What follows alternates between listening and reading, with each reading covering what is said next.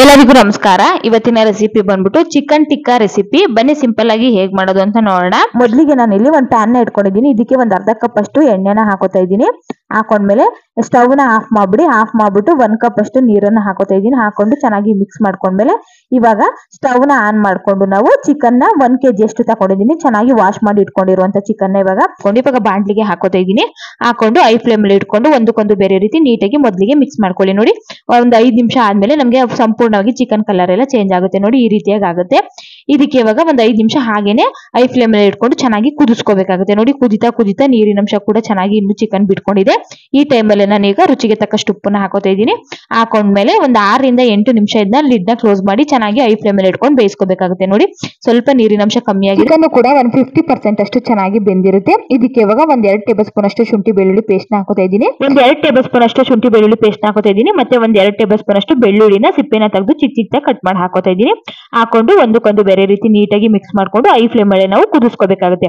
ನಾವು I flame ಅಲ್ಲಿ ಇಟ್ಕೊಂಡು ಕುದಿಸ್ಕೋಬೇಕಾದ್ರೆ ನಾವು ಹಾಕಿರುವಂತ ಎಣ್ಣೆ ಮಾತ್ರ ಉಳ್ಕೋಬೇಕು. ನಾವು ನೀರ್ ಹಾಕಿದೀವಲ್ಲ 1 ಕಪ್ ಅಷ್ಟು, ಅದು ಸಂಪೂರ್ಣವಾಗಿ ಡ್ರೈ ಆಗ್ಬೇಕು. ಅಲ್ಲಿ ತನಕ ಚೆನ್ನಾಗಿ ಕುದಿಸ್ಕೋಬೇಕಾಗುತ್ತೆ.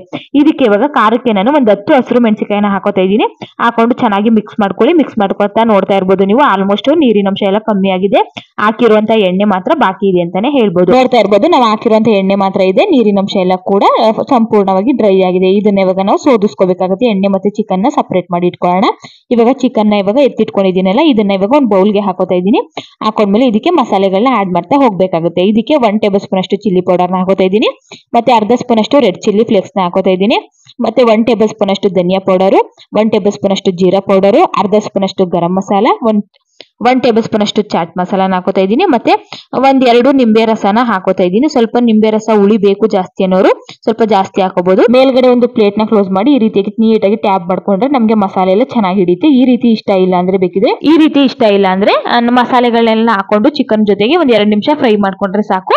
ನಮ್ಗೆ ಚಿಕನ್ ಟಿಕ್ಕಾ ರೆಸಿಪಿ ರೆಡಿ ಆಯ್ತು ಅಂತಾನೆ ಹೇಳ್ಬೋದು. ತುಂಬಾ ಚೆನ್ನಾಗಿರುತ್ತೆ. ಲಾಸ್ಟ್ ಅಲ್ಲಿ ಸ್ವಲ್ಪ ಕೊತ್ತಂಬರಿ ಸೊಪ್ಪು ಮತ್ತೆ ಕಟ್ ಮಾಡಿ ಇಟ್ಕೊಂಡಿರುವಂತ ಶುಂಠಿನ ಹಾಕೊಂಡು ಚೆನ್ನಾಗಿ ಮಿಕ್ಸ್ ಮಾಡ್ಕೊಂಡ್ರೆ ನಮ್ಗೆ ಹೇಗೆ ಬೆಂದಿದೆ ಅಂತ ಹೇಳಿ ಯಾವಾಗ್ಲೂ ಒಂದೇ ತರ ಮಾಡ್ಕೊಂಡು ತಿನ್ನೋದಕ್ಕಿಂತ ಒಂದ್ಸಲ ಈ ರೀತಿಯಾಗಿ ಟ್ರೈ ಮಾಡಿ. ರಸಂ ಜೊತೆಗೆ ಮತ್ತೆ ಬೇಳೆ ಸಾಂಬಾರ್ ಜೊತೆಗೆಲ್ಲ ನೆಂಚ್ಕೊಂಡು ತಿನ್ನಕ್ಕೆ ತುಂಬಾ ಚೆನ್ನಾಗಿ